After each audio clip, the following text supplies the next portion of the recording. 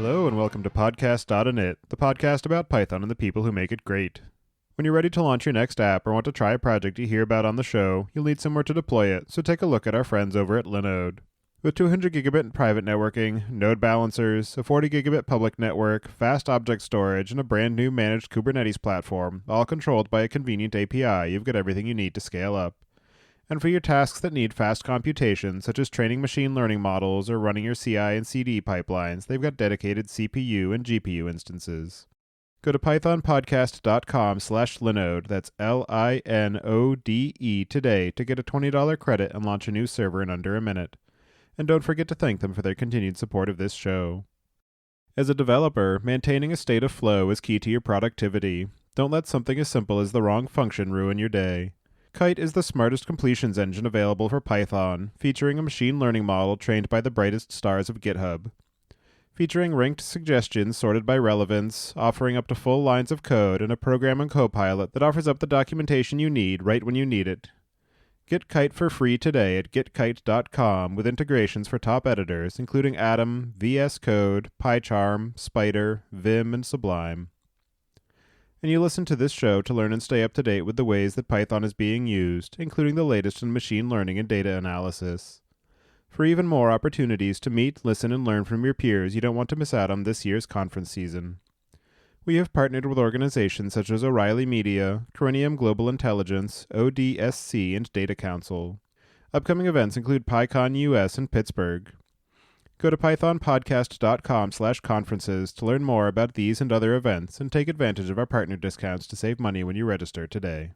Your host as usual is Tobias Macey, and today I'm interviewing Josh Izaac about how the work that he is doing at Xanadu AI to make it easier to build applications for quantum processors. So Josh, can you start by introducing yourself? Sure. Okay, so I'm a quantum physicist by trade. I spent a while at university, so I spent about 8 years at university doing bachelor's in physics, then a PhD in quantum physics, and got my PhD in quantum computation. And I finished at maybe the perfect time to finish a PhD in quantum computation in the industry, because as soon as I finished, we had this burgeoning quantum computing industry take off. You had huge companies like Google and IBM investing in quantum computing, and you also have this amazing new startup ecosystem where really innovative stuff is being done both on the hardware and the software side. So almost as soon as finishing my PhD in quantum computation in Australia, I received a job offer to work at Xanadu AI in quantum computing, and more specifically, quantum software and quantum programming. And so can you start by giving a bit of an overview for people who aren't familiar with it, just some of the differences in terms of the computational model that they should be thinking about when working with quantum processors as opposed to the classical systems that they're used to in their day-to-day? Okay, sure. So quantum computing it's a very, very, very different paradigm compared to classical computing. So it's kind of underlined by the fact that in quantum computing, we're doing something that is driven by a completely different set of physical laws. So we're working in the quantum regime. And in the quantum regime, things don't work quite as nicely as they tend to do in the classical regime. So simple things such as being able to copy and paste, which we can do on our PCs quite easily. This is something that can't be done in quantum computing, quantum mechanics. We have no cloning theorem, which essentially says that if you have a quantum state, it's not theoretically possible to make a perfect copy of that quantum state. So there are a lot of large differences that you need to consider when working with quantum computing. As the industry's grown, quantum computing, especially, it's been seen as a bit of an accelerator device. So similar to how you would work with GPUs and TPUs and ASICs and FPGAs, you don't tend to think of a quantum computer as replacing classical computers completely, but there are certain algorithms that quantum computers are better at, just because we're able to harness these rules and these properties of quantum systems that allows them to enhance different algorithms in ways that we couldn't do classically. So you can almost think of them as a accelerator for specific applications. So while most of your work in the future will still likely be done on a classical computer, we should be able to outsource some specific time-consuming algorithms to a quantum processing unit or a QPU, similarly to what we do with GPUs. Yeah, I've definitely heard it spoken about in that similar terms of thinking about it as a coprocessor rather than something that you're going to be developing a full-blown application for. Yep, exactly. So I think even today, if you look online, there are people trying to envision what this quantum future looks like. And You hear things being thrown around like quantum operating systems, but that's definitely not in the space we currently are in. They're definitely devices that have very specific use cases at the moment and very specific algorithms we know they're better at. And so, can you give a bit of an overview about the approach that Xanadu is taking and some of the specifics of the hardware that you're building? Because I know that rather than working with the qubits that have become popularized with some of the other hardware that people are building, when I was looking through and preparing for this interview, I noticed that you're using quantum photonics, which is a different approach and has different use cases that it's prioritized for. So I'm wondering if you can just give a bit of an overview of that and some of the differences in the programming model for people who have done any work or done any research into programming for the qubit model. Okay, so as you know, we do take a bit of a different approach here at Xanadu. So something that's become quite ubiquitous in quantum computing have been superconducting qubits. And that's partly due to a lot of research done in the early 2000s, mid 2000s by universities trying to really amp up these superconducting qubits and make them a scalable platform for quantum computing. At the same time, so there was a lot of hype and resources placed behind superconducting qubits. At the same time, there are a whole bunch of different quantum systems that also have shown a huge amount of potential for quantum computing. So you have the standard superconducting qubits. You also have trapped ions, which have other pros and cons compared to superconducting qubits. So with trapped ions, you're taking ions and you're trapping them in a vacuum chamber, and then you're interacting them to perform these quantum computations. So compared to superconducting qubits, trapped ions can have a significantly higher fidelity, so a reduced error rate. At the same time, there are also cons compared to superconducting qubits. So the time required to perform the quantum operations is slightly longer with trapped ions than with superconducting qubits. So you have these huge number of arrays of different potential hardware devices that can be used, hardware systems that can be leveraged for quantum computing. The one that we're working with at Xanadu is quantum photonics. Quantum photonics is something that's been used it's been researched a lot in universities. A huge number of research groups across the world, in Europe and North America, are working with quantum photonics. It hasn't received as much interest so far as superconducting qubits, but it definitely has properties that makes it very nice to use in terms of scalability for quantum computing. So in particular with quantum photonics, what we're doing is we're leveraging off-the-rack quantum optics hardware, which is available far and wide due to its use in photonic systems.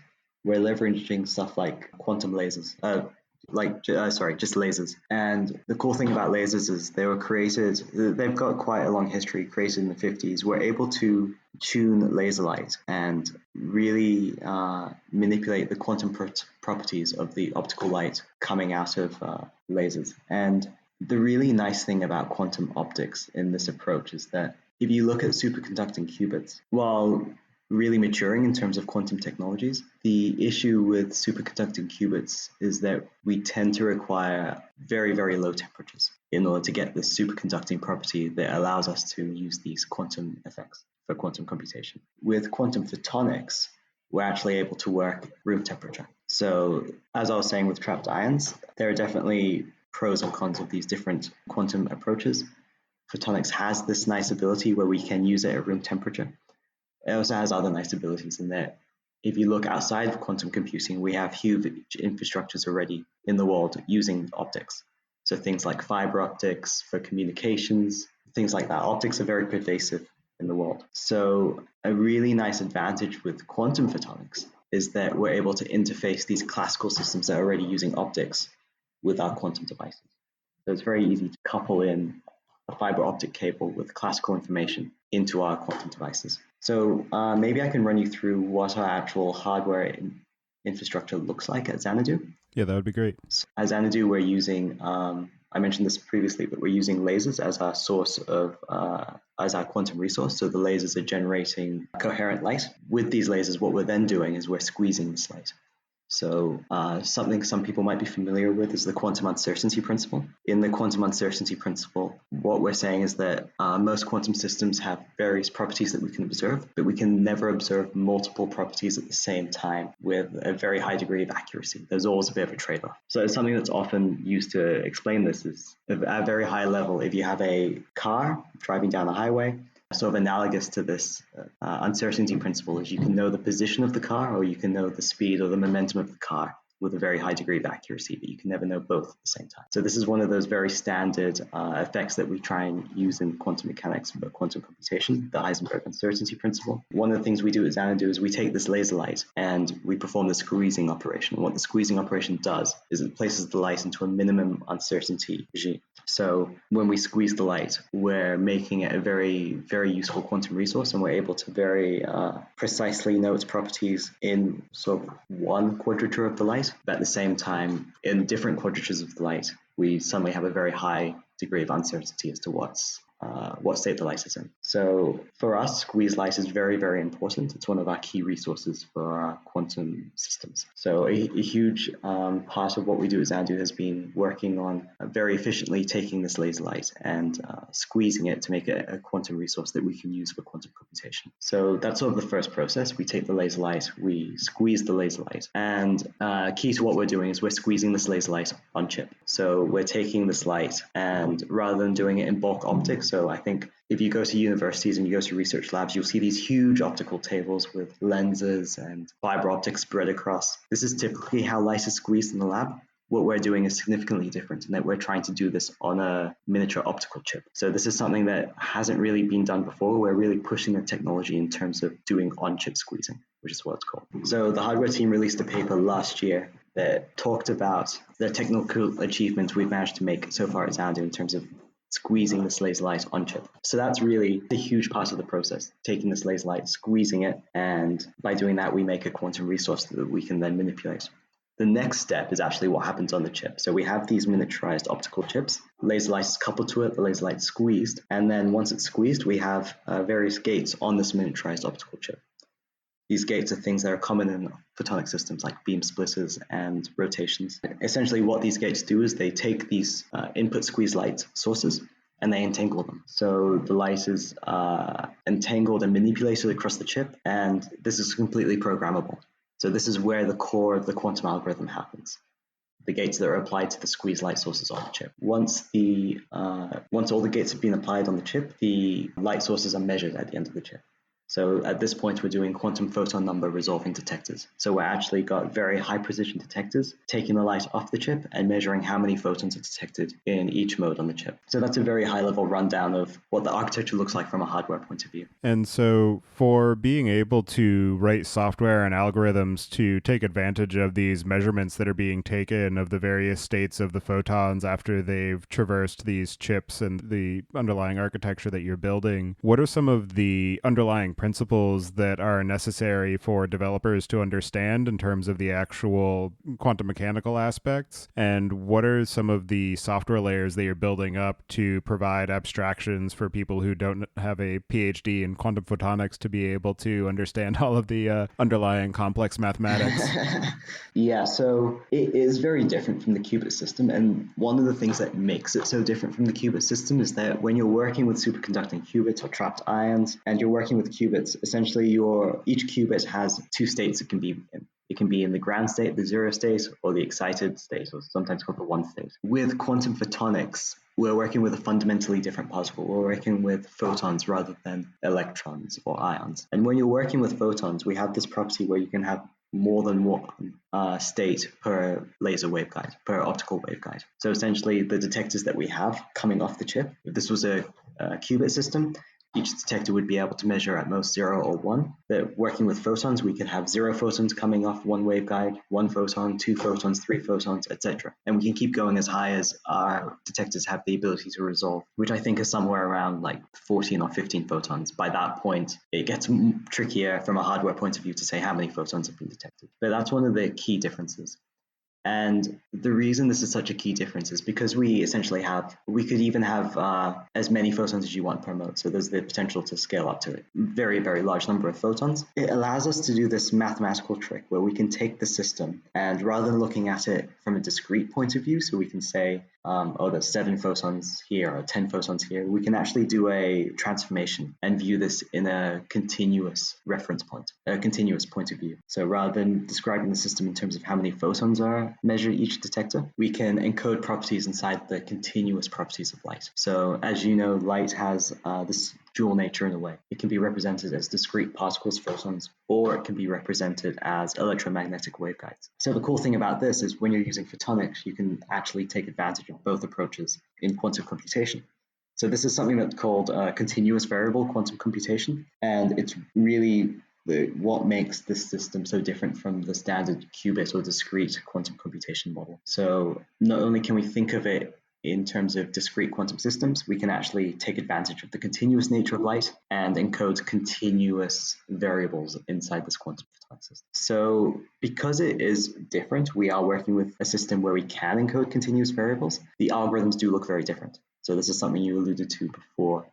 So in terms of allowing users to program these devices, we have our main software suite that we're developing at Xanadu is called Strawberry Fields. And Strawberry Fields is an open source Python library. You can check it out on GitHub, contribute, make PRs, make issues. And what Strawberry Fields allows you to do is it allows you to actually construct these quantum circuits using the photonic gate model.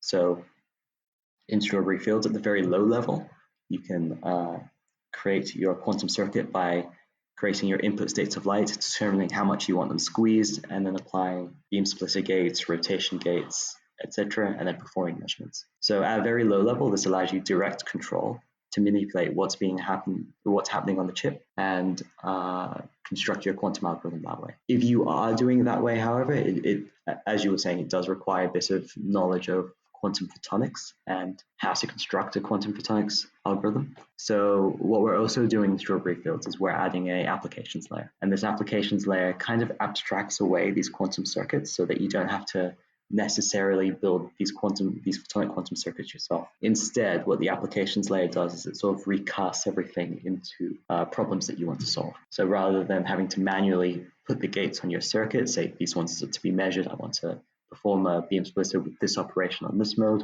Instead, what happens is you provide the problem that you want to solve, and then the quantum circuits are generated behind the scenes, deployed to the hardware. The results are post-processed, and then the solution to your answer is sent back to you. And I guess going into more specifics, the quantum photonics formulation of quantum computing, it's very, very good at graph problems.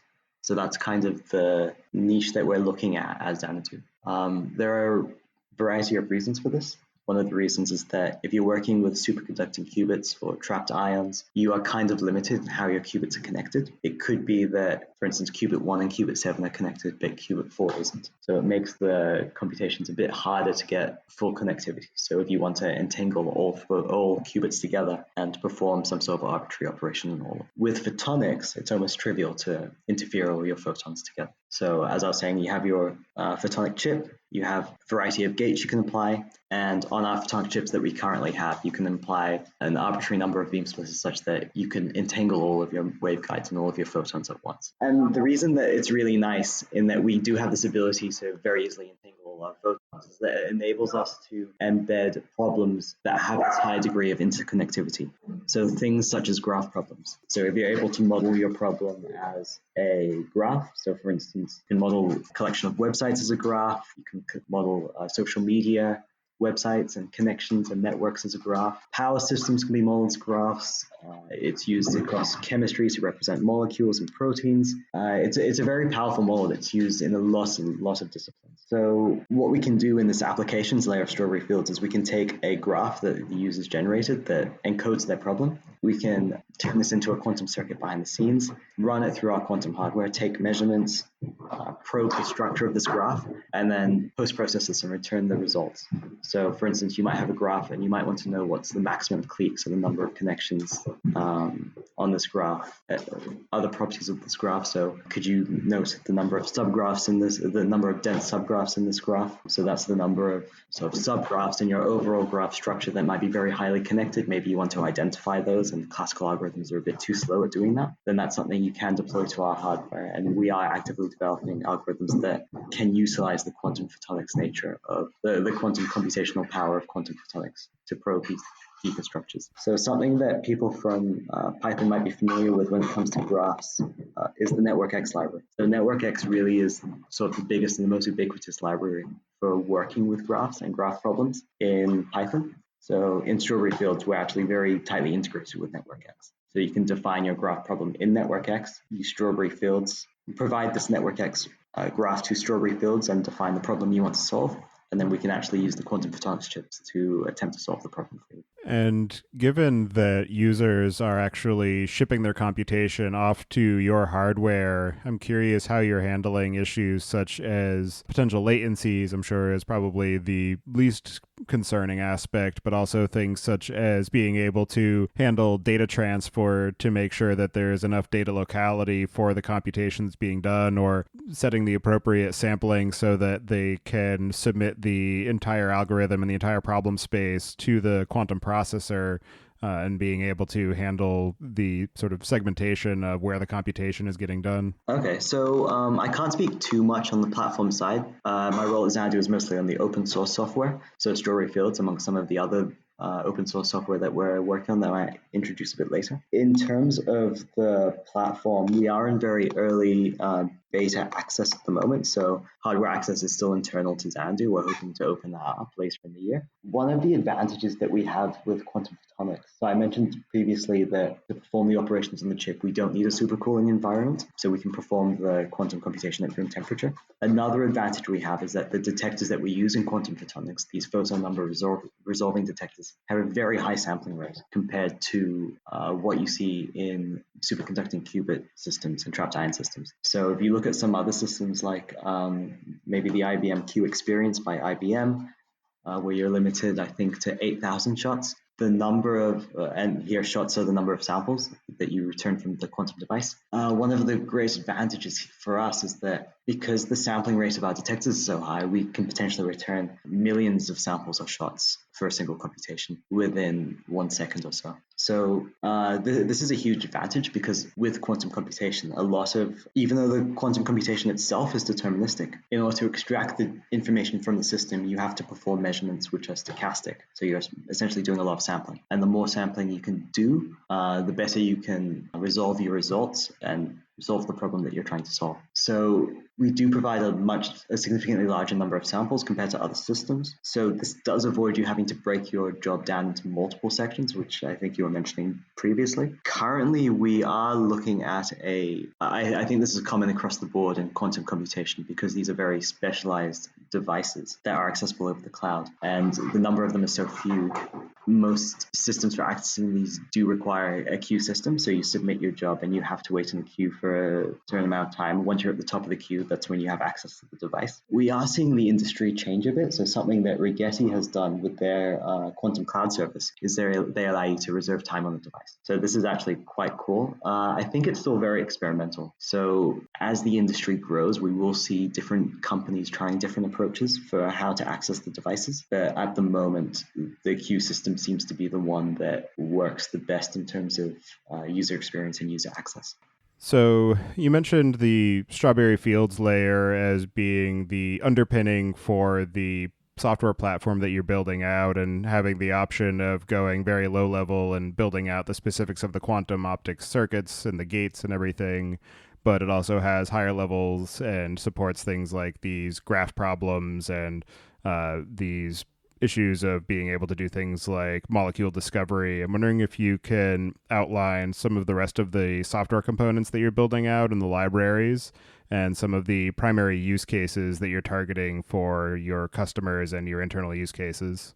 Okay, so in terms of our open source Python libraries that we have here at Xanadu, we have a variety on our GitHub page, but the three main ones that tend to underpin the main software stack are Strawberry Fields, that's our framework for simulating these quantum photonics. So in addition to submitting to hardware, you can also perform simulations on various numeric backends.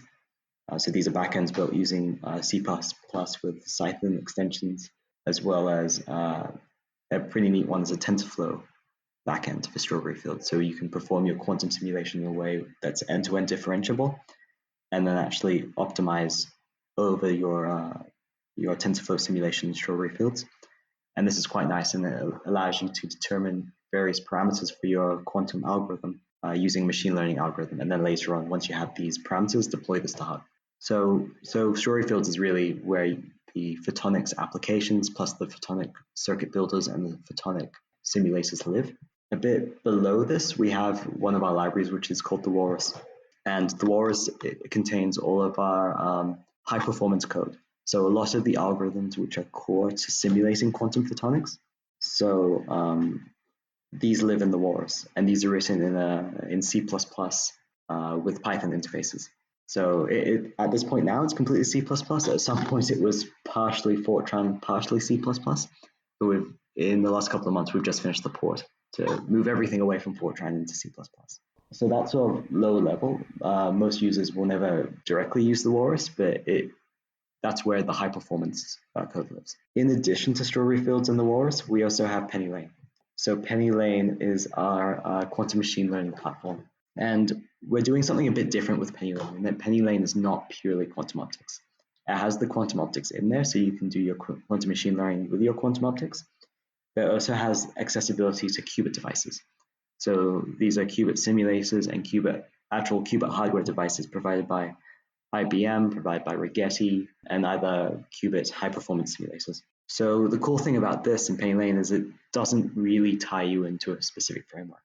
You can have a single computational model in PennyLane that connects a superconducting qubit device from IBM, it connects a quantum photonic device from Xanadu, and uses both of these devices almost in parallel in a single computation. And the cool thing about this is that at the moment, when it comes to the quantum computing ecosystem, we're very much in this noisy intermediate scale quantum device territory.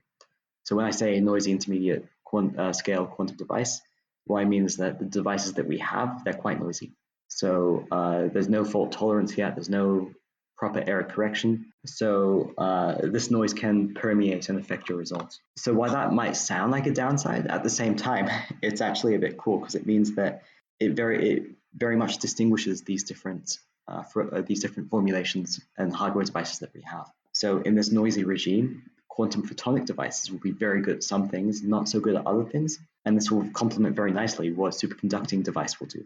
So a superconducting device might be very good at certain variational algorithms, whereas a quantum photonics device might be very good at doing other variational problems, as well as bosonic molecular problems, graph problems like I was discussing earlier. So by combining these two devices in a single computation, we can take advantage of both of these at the same time instead of locking ourselves into just a photonics device, just a qubit device. The other cool thing about PennyLane is that it also doesn't lock you in to a framework. So what we really wanted to do is we wanted people to use the machine learning framework they were familiar with. So in this case, big ones like TensorFlow and PyTorch, and actually make these frameworks quantum aware. So you could take your existing TensorFlow code or your PyTorch code, and using PennyLane, you can create a device that abstracts away the quantum device and the quantum circuit, and make it so that that PyTorch and TensorFlow can actually differentiate through this quantum device. So it's quite cool in sort of the power that it gives you to construct your model. You're not really tied down. You can sort of do anything that TensorFlow and PyTorch can normally do, except you can now add quantum devices into that, and you can actually add multiple quantum devices into your model, and quantum devices from different providers using different formulations as well. And what's the story behind all of the Beatles references with Strawberry Fields and the Walrus and Penny And also it seems like the Walrus library being written in C++ is a missed opportunity for using the new Walrus operator in Python 3.8. Yes, yeah, that's come up internally. So we named it the Walrus before the Walrus operator was suggested in that for Python 3.8. We were very excited about it, but unfortunately, we're still trying to target Python 3.5 until Python 3.5 loses support this year. So people are hanging on to start using the Walrus operator in the Walrus, but it might be some time before we're able to, because we're targeting Python 3.8 and above. The reason behind the Beatles references, so our CEO is a big fan of the Beatles. So we had the weird situation where a lot of these projects actually had really boring code names. And then once they were about to be ready for release, they got a really cool Beatles official name. So that's actually quite cool. So are any of your applications already slated for being Sgt. Pepper? Oh, no, that's a good one. I'll have to add that to the list.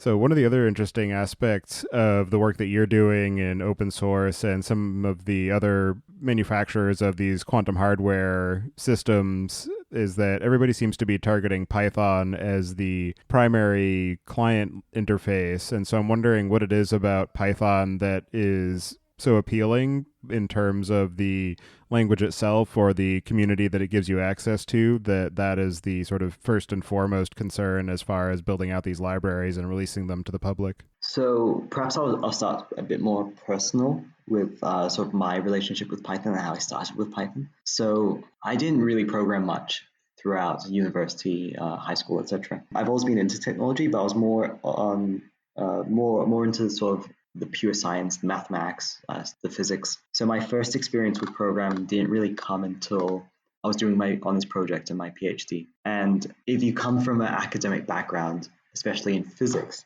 something that's very, very common is that you start doing a research project with a supervisor who did their undergraduate or PhD project in the 70s or the 80s. And you join their research group and you come across a huge amount of code that the research group is using that is still using Fortran. In a lot of cases, a more modern Fortran, so Fortran 90, but you still come across research groups using legacy code using Fortran 77. So that's exactly what happened to me. I started doing my PhD, and my PhD included a computational aspect, and the code I got given to work on was Fortran 77. So Fortran's a very interesting language because it was designed for scientific computation. So I think that's the reason why it has lasted so long in academia. I still have a bit of a soft spot for it because it was my first language, but it's not so much of a joy to use. It doesn't really spark much joy in general, partly because it's so old and it isn't as modern as other languages that we have. So as I was doing my PhD, I started delving into Python, just because Python does have this huge ecosystem in the sciences.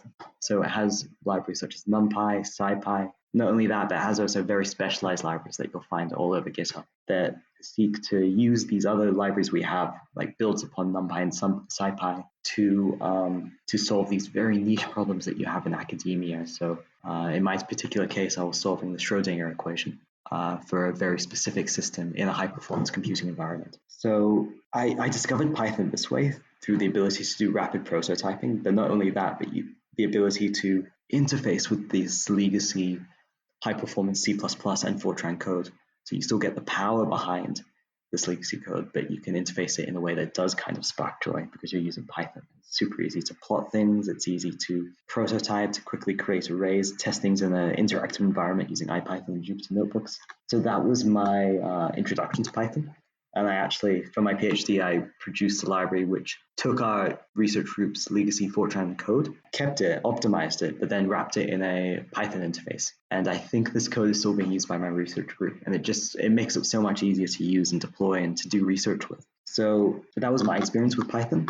And even though it wasn't my first language, it's still really, it feels like my first language. It's the one that makes me happy. It's the one where if I have to prototype something and there's no language requirement, I will just go straight to Python. So I think that's kind of what you'll find a lot in academia. And at Xanadu, a lot of our software developers and our quantum software developers came from academia in the early days. So we all had this familiarity with Python. We recognize that power that it has and that it allows for that rapid prototyping. It's interactive, but then you can also interface it with high performance code. I think that's something we found very attractive. It's something that makes it easy for us to very rapidly build up these libraries and make them so featureful. The other advantage to Python, I briefly touched on this, is the ecosystem. So we already have machine learning libraries that are very, very big. So ones like TensorFlow, PyTorch, JAX as well is starting to come up. And there's a huge advantage to being part of this ecosystem. So having software like Strawberry Fields being able to interact with NetworkX, having libraries like Penny Lane being able to interact with PyTorch and TensorFlow.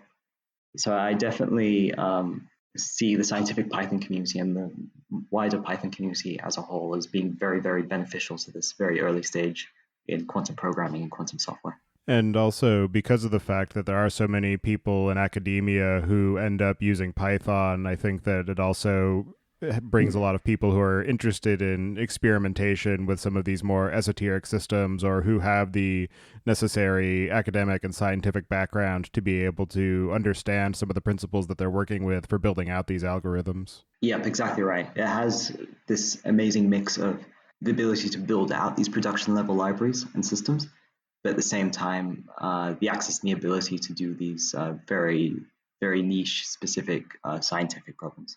And as far as your work of building out these open source libraries that are intended to bring people in to experiment with these different quantum processors and the algorithmic design of building out these systems, what are some of the most challenging aspects that you're experiencing as far as designing interfaces that are accessible to developers and understandable without necessarily having to dig deep into the quantum aspects of what they're building, while still being able to provide that lower level fundamental access for building out the gate arrays and things like that for people who are so inclined? So this is something we've actually been thinking about a lot, especially from Penny Lane onwards. So I think if you look at the wider Python quantum ecosystem, it's very much object oriented. So lots of things exist as objects. So a lot of the frameworks, you have to create your circuit as an object or your program as an object, then the devices are objects.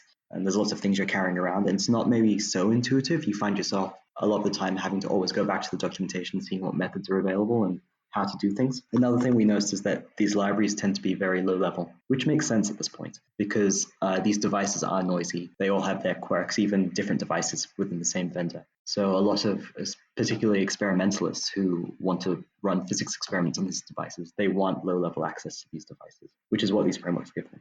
With Penny Lane, though, we kind of wanted to do something different to sort of address what you were saying earlier, this ability for users to almost intuitively use quantum computing without having to delve in, read the documentation, and really understand the core physical principles behind it. So we did a lot of soul searching, and something we kept coming back to was that the NumPy interface was really powerful, especially people in academia. We noticed that a lot of people who weren't familiar with Python, maybe they were familiar with MATLAB or Mathematica, when they started using Python, the experience they had was that they really enjoyed using NumPy because of its interface. It's not very much object-oriented. It's more so structured with a lot of high-level functions, but these high-level functions are almost all in one place. They're usually all in the main NumPy namespace. They all have names that make them easy to find, and you can almost learn NumPy just from inside IPython or a Python terminal just by playing around and searching for functions. There's not this huge amount of going through the documentation, trying to find what methods are available, trying to understand the actual numerical algorithms underpinning them. So for instance, if you're using NumPy and you want to solve for a linear system or you solve for the eigenvalues, you just call numpy.lineage.eigenval. You don't tend to, in most situations, so sometimes you do have to worry about what algorithm you're using under the hood, but in most situations, it's enough just to simply call that and get your eigenvalues and not have to worry about the low-level implementation. So this is something we really wanted to do when we started working on Penny Lane. We spent a long time thinking about the user interface. So what we wanted was we wanted something that was almost as intuitive as NumPy. It wasn't really object-oriented like the other frameworks, but it was more function-based, more functional. And that's what we strive to do with Penny Lane. So with Penny Lane in particular, all quantum devices, they're just Python functions. So you define your Python function. Inside this function, you're restricted to only using quantum gates because this is all you can run on your quantum device. The function takes arguments, and these arguments are the parameters of the quantum gates, and it returns some result. So usually if you look at most quantum frameworks, these quantum devices will return samples. Then it's up to you to post-process these samples yourself. Maybe there are some utility functions to get the actual classical data or the solution that you want. So we tried to abstract this all away. So it's something that we call the Q node or the quantum node, this quantum function. So it takes just standard Python input type. So it can take NumPy arrays. It can take, if you're using PyTorch or TensorFlow, it can take tensors. It performs the quantum computation, and the return statement of the function specifies essentially what you want to get out of the quantum function. So the measurement statistics. So you don't even have to worry about samples if you don't want to. It will automatically sample the circuit, do the post-processing for you, and return it. And I guess a key feature in Penny Lane is that it returns it in such a way that it's differentiable. So you can also differentiate through it. But in terms of the user interface, this is something we found that made quantum computing somewhat more accessible, somewhat more intuitive. And it kind of makes sense. When you're running a quantum device, it's almost like executing a Python function that just happens to be executed remotely, in this case on a quantum computer. With that core abstraction there, we then want people to be able to interact with it almost like they would if it was a NumPy function.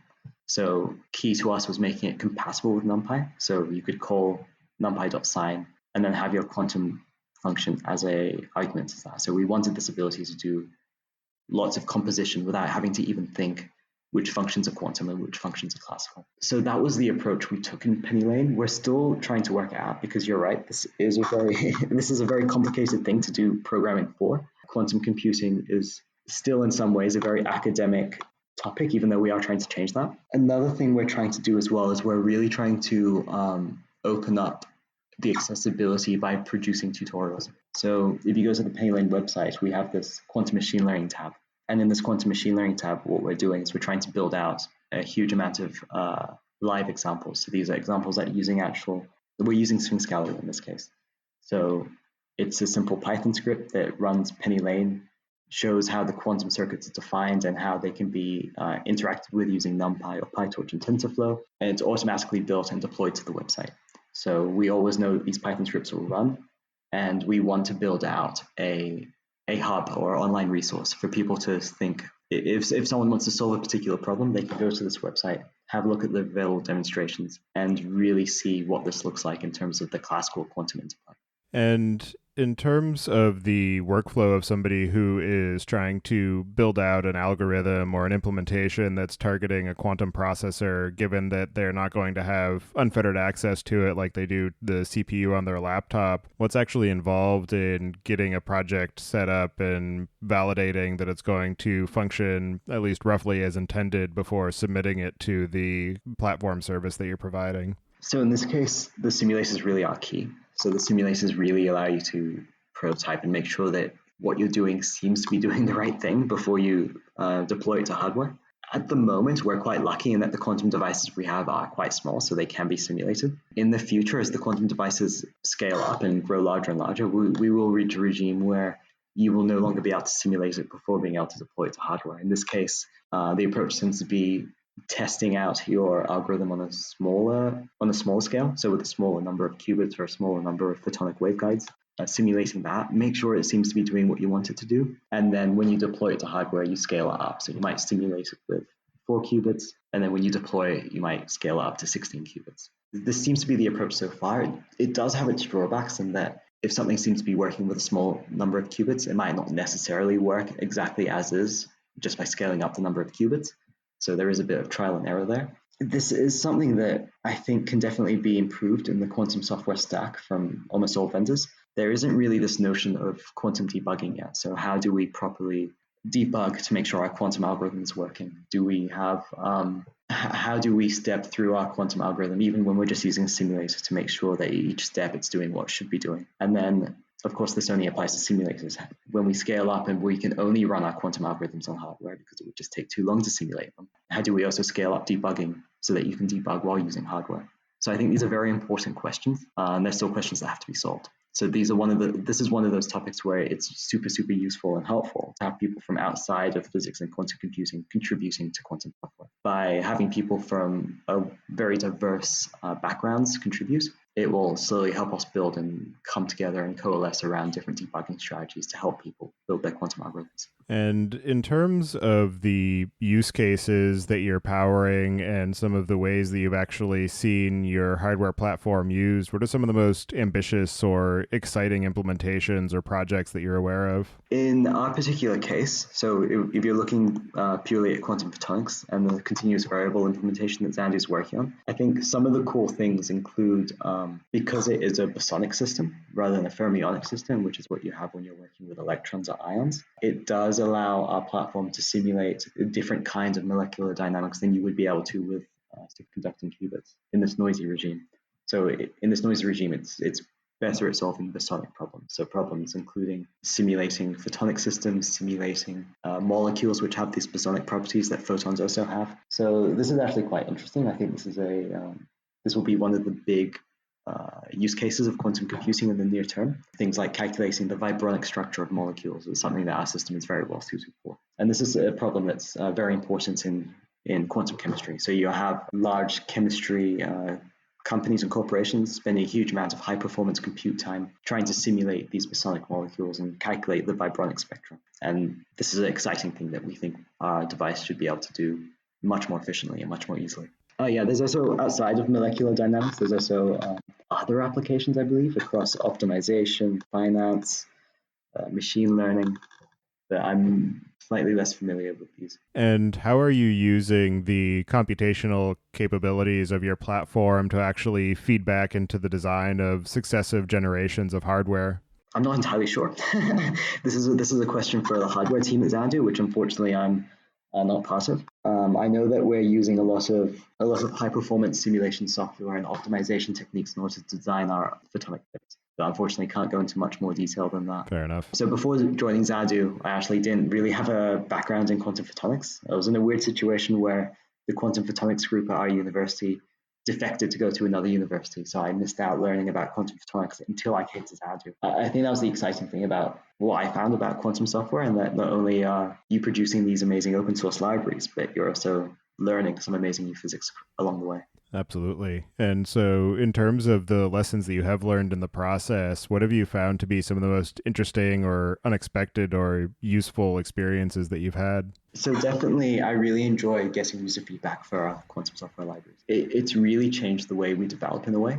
So originally, we tried, I think maybe too hard to sort of envision what a user would do when they had access to quantum machine learning or photonic quantum computation. And we would make a lot of assumptions, bake this into the software, release it. And in a lot of cases, things we expected the users to do, no one would do.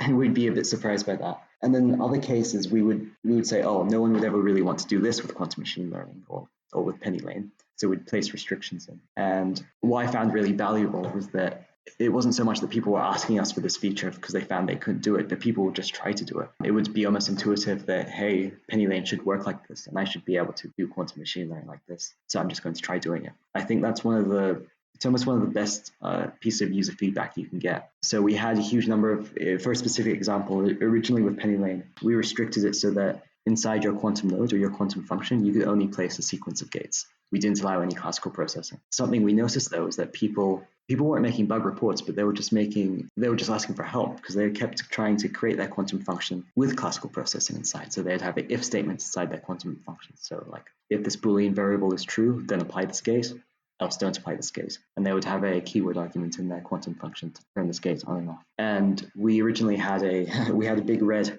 warning box in our documentation saying, don't do this, it won't work.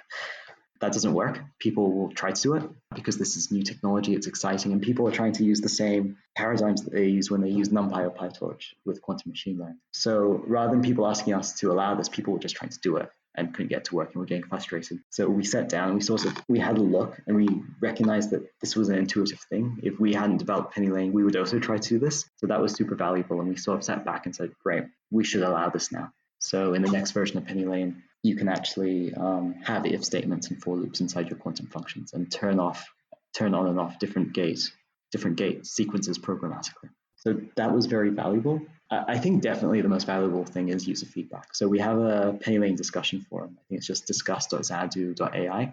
And it's a forum for users just to post their quantum machine learning models, to ask us questions. And in a lot of cases, they'll ask for specific features. And in retrospect, these are very obvious features. And something we value very highly at Xanadu is the ability to move fast and prototype rapidly.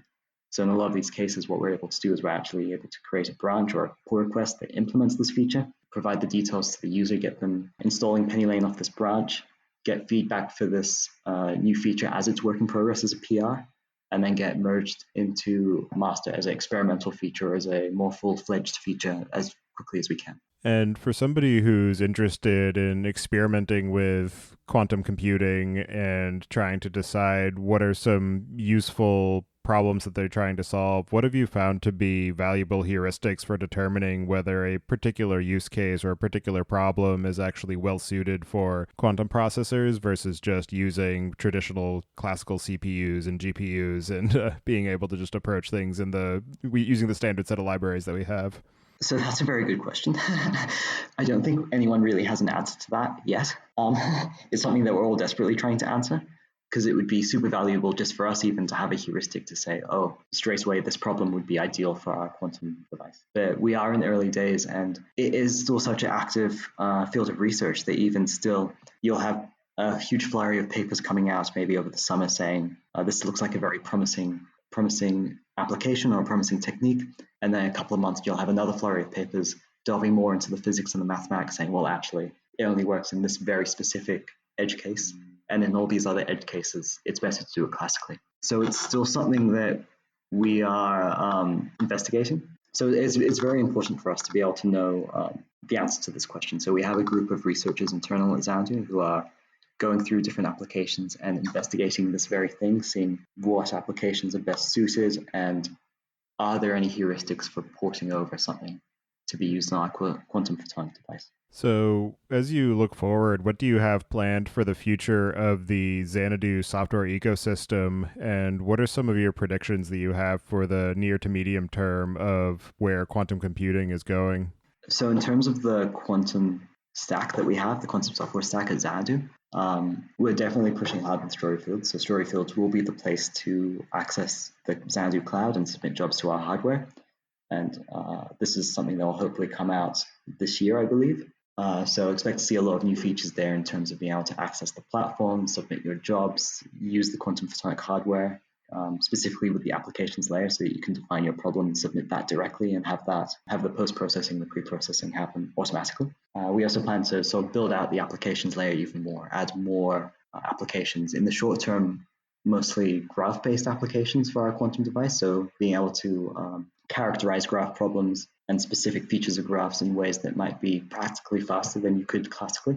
And then in the long term, add more things in terms of applications for quantum chemistry, applications for optimization, etc. At the same time, we're really building out PennyLane to be the go-to place for quantum machine learning. So it already integrates with TensorFlow and PyTorch, plus on the other end, it can be used with our device, our quantum hardware, IBM's quantum hardware, Rigetti's quantum hardware. So we plan on adding more integrations in the future and really working on making it so almost sparking joy. So we want people who use PennyLane to enjoy using PennyLane because it makes it fun to perform quantum machine learning. It makes it intuitive. So a feature that we added actually relatively recently is that we're getting to a point now where a vendor won't just have one device available, but they'll have multiple devices available. And so you should be able to split your computation across multiple QPUs and run them in parallel. And this can take something that is embarrassingly parallelizable. Instead of having to wait for each quantum computation to happen in serial, you can just asynchronously submit them. So that's actually something that we have support for now in PennyLane version 0.8, which was just released about a month ago now, actually. So that's very exciting. It's taken quantum algorithms that previously would take It's taken quantum algorithms that previously would run serial, and it's almost halved or quartered the time that it takes to run those same quantum algorithms just by asynchronously submitting them at once. So that's where we see our quantum stack going. With PennyLane, definitely as well. A big part of this will be expanding out pennylane.ai/QML. So really building out these tutorials and making it so that someone who has a background in machine learning can go and have a look at these demonstrations and see maybe like, oh, hey, how does I know how a variational classifier works, but how does a quantum variational classifier work? And they can have a look at the demonstration list and see one that uses, for instance, PyTorch to perform a variational classification problem, except at some point the PyTorch neural net is taking advantage of the quantum device. And are there any other aspects of the work that you're doing at Xanadu or your experience of building these open source libraries and working with the community to enable this new era of computation that we didn't discuss yet that you'd like to cover before we close out the show? I think really what I would love to do is almost a call to arms to the extended Python community. So if you have a look at a majority of quantum software development at the moment, it is being done by people with a background in quantum computation.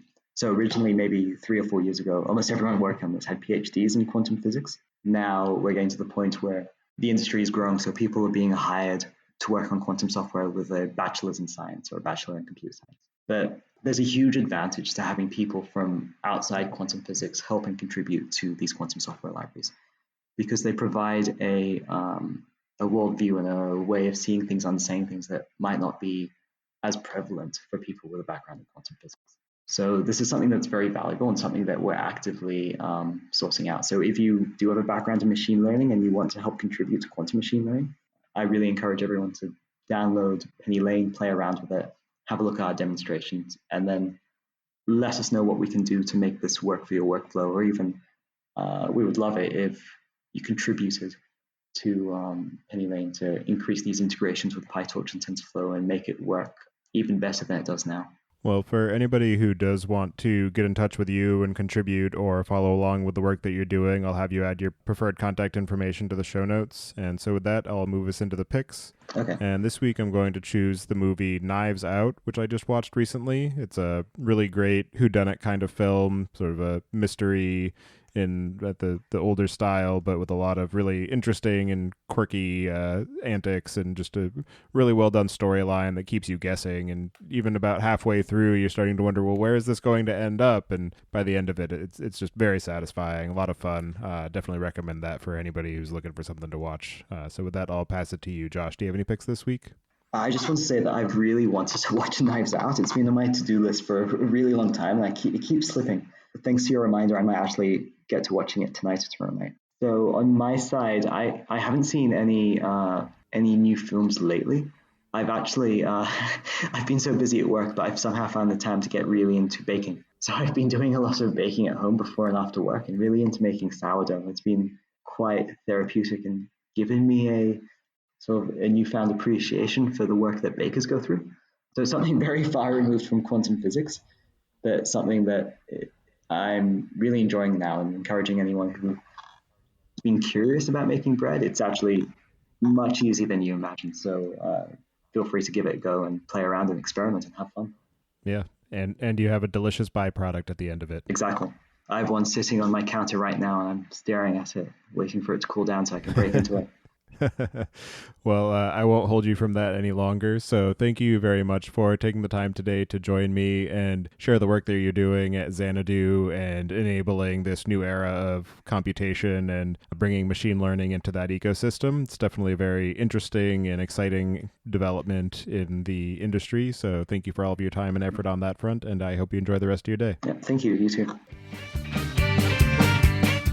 Thank you for listening. Don't forget to check out our other show, the Data Engineering Podcast, at dataengineeringpodcast.com for the latest on modern data management.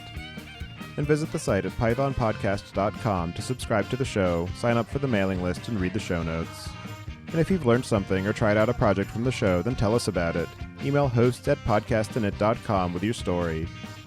To help other people find the show, please leave a review on iTunes and tell your friends and coworkers.